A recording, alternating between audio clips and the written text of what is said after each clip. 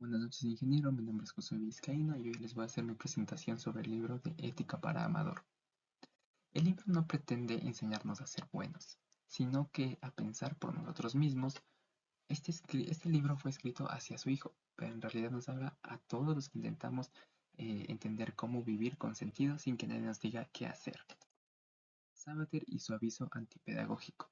Nos advierte que el libro no es un manual, ni un sermón. No nos quiere adoctrinar, sino nos invita a pensar.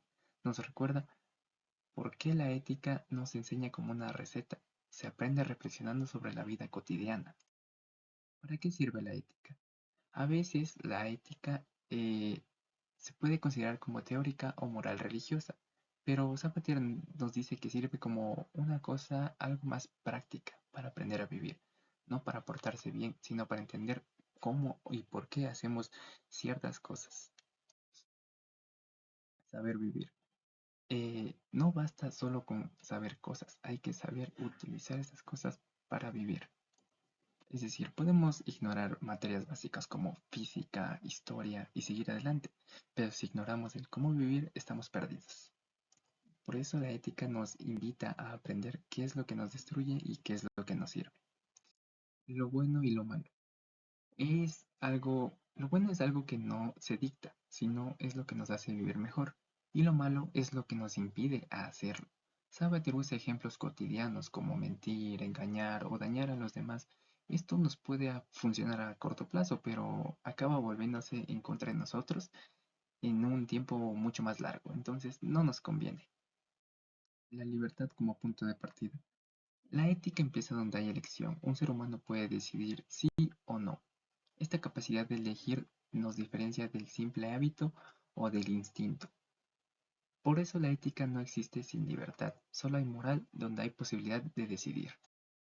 La voz del padre. La ética nace del diálogo y del afecto. Esto nos genera el amor, la familia, la conversación y poder educar de mejor manera. Libertad. Elegir cómo respondemos. No elegimos lo que nos pasa, pero sí cómo respondemos. Eso es libertad. Poder decir nuestra actitud frente a las circunstancias. La ética no nos enseña a ser víctimas del destino, ni de los demás, sino autores de nuestras propias decisiones. El autoengaño de la no libertad. Negar la libertad es evadir la responsabilidad. Excusas, determinismo, miedo, son cosas que nos quitan libertad de cierta manera. Órdenes, costumbres y caprichos. Actuar no siempre es decidir. Obedecer puede ser cómodo. La costumbre nos adormece, el capricho confunde deseo con libertad y esto puede hacer que entremos en un bucle de no poder decidir por nosotros. Placer versus alegría. El placer es momentáneo. La alegría es el sentimiento que acompaña a la vida.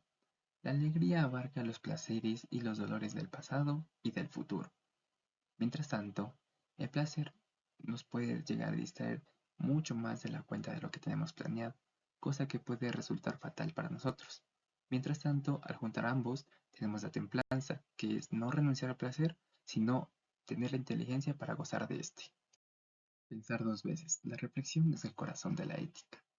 La primera reflexión por lo general suele ser automática ante cualquier decisión. La segunda es consciente, revela los motivos y las consecuencias que nos pueden llegar a causar estas decisiones. Y por último, pensar dos veces no paraliza, sino que afina nuestras acciones. Es vivir una vez, pero bien. Haz lo que quieras. La libertad tiene que ser responsable.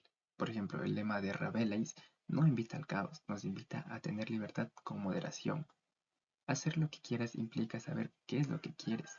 El deseo ético es comprendido, lo que nos indica no irnos al libertinaje. La paradoja de la libertad. Dentro de esta paradoja contenemos la sabiduría y la perfección.